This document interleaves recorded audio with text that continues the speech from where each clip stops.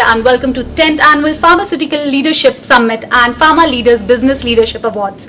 Today we are over here to discuss the Healthcare Roundtable, fixing the healthcare chaos and transforming healthcare delivery system. So let's get started. Is set to be the biggest industry in India. It is crossing $6 billion currently, and still there's so much chaos, so much unorganization. So let's discuss this with Professor Shama. Welcome, Professor. सबसे पहले I want to know that there's so much chaos, so much unorganization in health sector. So how do you address that?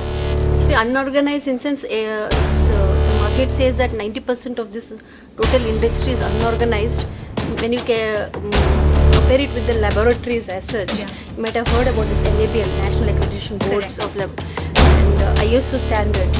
I think it's hardly 8 to 10% of the total labs are accredited. So what happens, the quality of the report matters a lot. So that is the reason, like in case of a laboratory, what it says, it is 98% unorganized, and there is a huge gap actually. So maybe many entrepreneurs can come up and start up new laboratories which are much more accurate. I think the diagnostics in India has a very different perspective because most of the end users or the patients, for that sake, says that the diagnostics are just taken care for the extra money or minting money by the doctors. So I think this point of view, this perspective need to change somewhere. There are two things which I always one is as you said, see the What's wrong?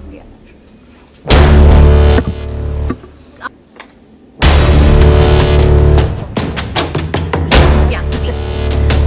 So I just see this in two views actually. One is when we see as a diagnostics, one thing which comes into mind is preventive. Second thing is they go for a diagnosis.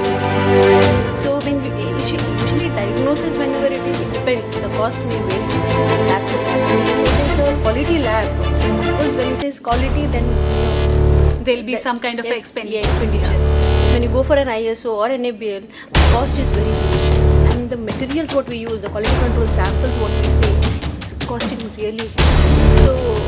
So in that perspective, maybe patients may feel it is little costly, but as such maybe I don't feel that it is so costly, so expensive when you compare to outside.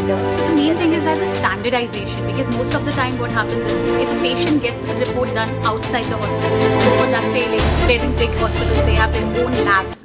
So if they do it outside, so doctor never accepts the report that way. So if patients are educated that standardization of these kind of reports are very much important for their benefit. I would not like to tell much thing about the doctor. See, the quality is very important. So what I'm quality is where the standards are in place, as you said. And when standards are in place, the quality is good. What I want to say is preventive healthcare is lacking a lot. It's only when you are sick you go to a diagnostic center. As such, preventive like master health checkups and awareness is very very less. So this awareness programs have to be done. So do you think that the government plays a very important role in educating people about the preventive aspect of diagnostics? I really feel that they have to get involved, and of course I am very happy that they have come out with this detection in case of pregnancy. It's a WHO. Central government has initiative for it, and I think more and more such initiatives required. That is because of mortality and other things. But other than that, geriatric care, rehabilitations, Correct. This all has to be taken care of.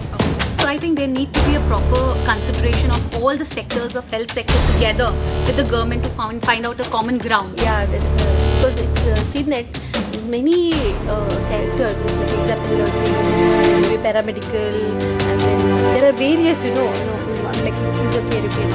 Every doesn't have a council. Yeah. Scattered. So what happens is from every department or every sector, there should be one representative to the government, so that it becomes much more better and things can be improved. I think I would like you to address the key challenges what the industry is facing at this moment.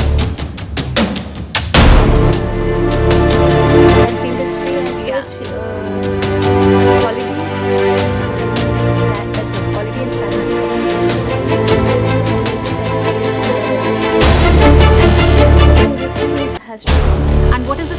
the new entrepreneurs?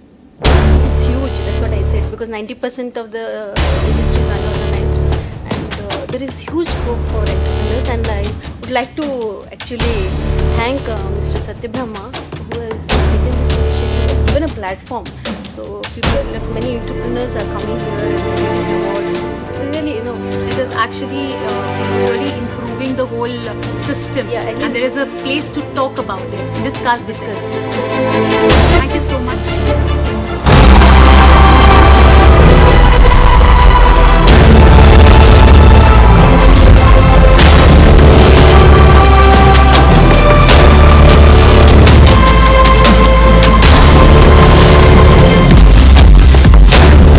Dynamic Women Entrepreneur of the Year 2017.